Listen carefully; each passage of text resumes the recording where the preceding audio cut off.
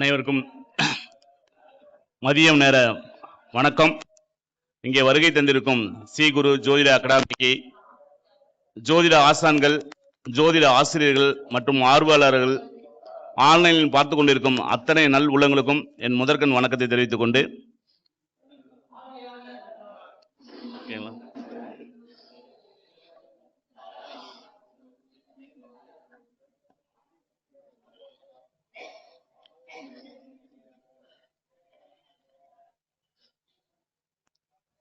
என் முதற்கண் வணக்கத்தை தெரிவித்துக் கொள்கிறேன்.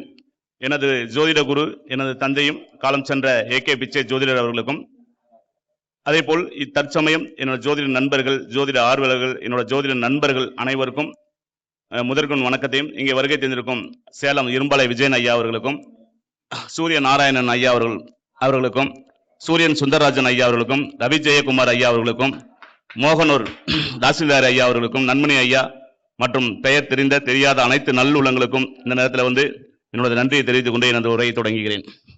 இப்போ நான் பேச போற டாபிக் அப்படின்னா சும்மா சின்ன டாபிக் மட்டும்தான்.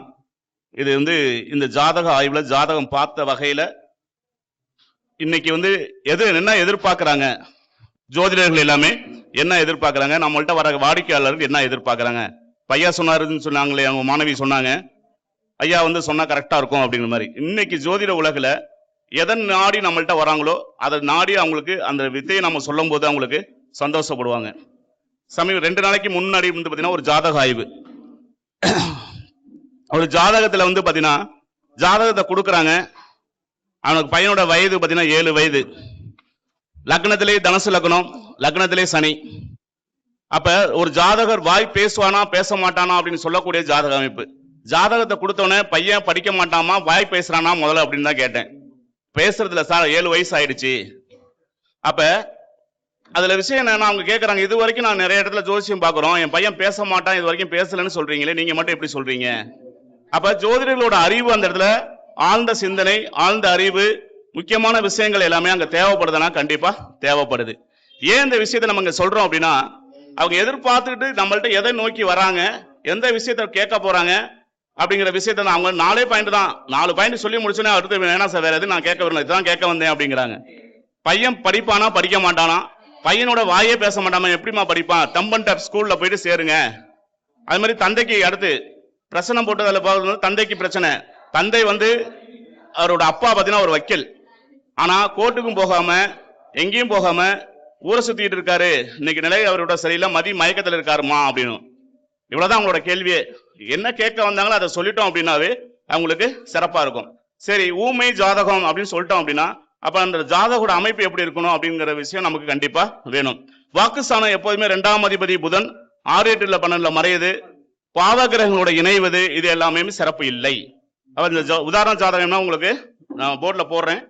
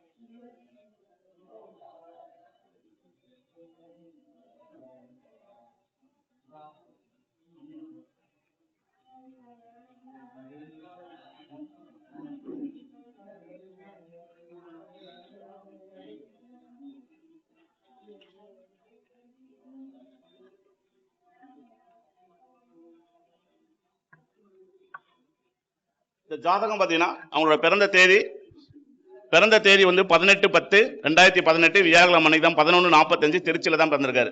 சந்திரன் பார்த்தீங்கன்னா திருவோண நட்சத்திரத்திலையும், அந்த சூரியன் சித்திரை நட்சத்திரத்திலையும், சந்திரன் திருவோணம், செவ்வாய் திருவோணம், புதன் சுவாதி, குரு விசாக நட்சத்திலே, சுக்கிரன் சுவாதியில, ராகு பகவான் பூச நட்சத்திரம், கேது பகவான் உத்திராடம், லக்னம் போராடம், மாந்தி வந்து கேட்டை நட்சத்திரம் இருப்பாரு. யோகி பாத்தீங்கன்னா உங்களுக்கு குரு சூரியன்.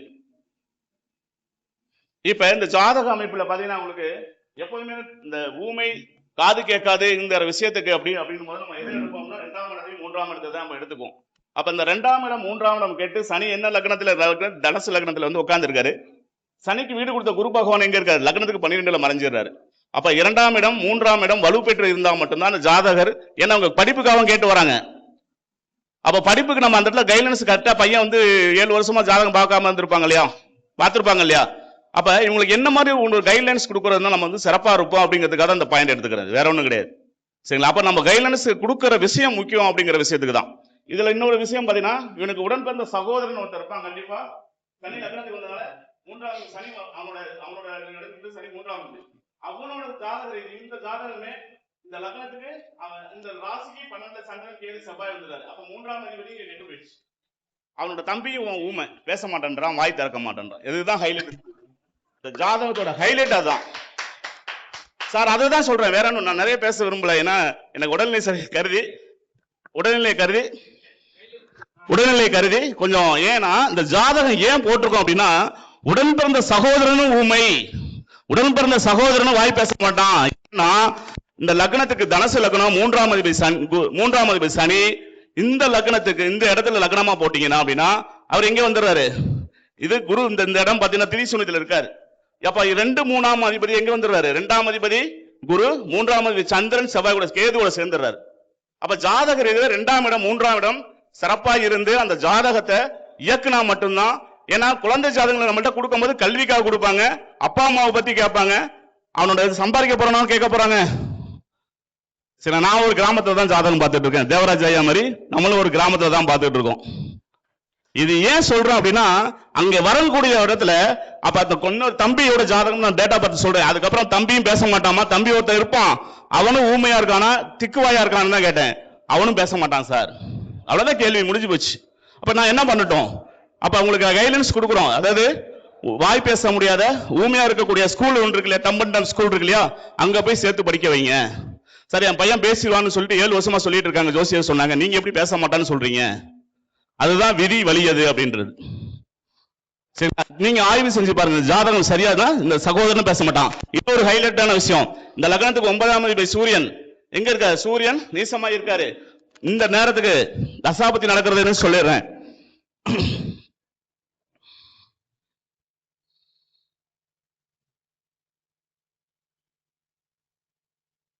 செவ்வாய் திசையில சனி புத்தி போயிட்டு இருக்கு. அப்ப 9ஆம் அதிபதி லக்னமா போட்டு செவ்வாய் திசை சனி புத்தி போயிட்டு இருக்கு. அப்ப தந்தையோட நிலைமை எப்படி இருப்பாரு? அவங்க தந்தையை பத்தியும் கேட்டாங்க, தந்தையை பத்தி கேட்கலாம், அவங்க என்ன கேட்க வந்தாங்கிறதுக்கு முக்கியமான பாயிண்ட் 4 பாயிண்ட் தான் சொன்னது. அப்ப தந்தையும் இந்த நேரத்தில் மதி மயக்கத்துல இருப்பாரு, சரியான வேலைக்கு போக மாட்டாரு, சரியான ஊர் சுத்திட்டு இருக்காரு, எல்லாம் குடும்பத்தை விட்டு வெளில பிரிஞ்சு இருக்காரா? எல்லாமே பண்ணி தான் சார் இருக்காரு. சதா தண்ணி அடிச்சிட்டு இருக்காரு, சதா ஊர் சுத்திட்டு இருக்காரு. தந்தை ஒரு அட்வொகேட், இவ்வளவுக்கும் இவரோட தந்தை அட்வொகேட். அப்ப ஏன் இந்த நிலைகள் எல்லாம் ஏற்படுது? அப்ப அதுக்கு ஆய்வு உட்படுத்தி சில விஷயங்களை வந்து நம்ம இந்த மாதிரி ஜோதிடரோட கருத்தரங்களை சொல்லும் போது ஜோதிடர்களுக்கும் பார்வையாளர்களுக்கும் துல்லியமான பலன் சொன்னோம்னா அப்படின்னா நம்ம எப்போதும் நிலைச்சு நிற்போம் என்று சொல்லி எனக்கு வாய்ப்பு கொடுத்தமைக்கு நன்றி கூறி விடைபெறுகிறேன்.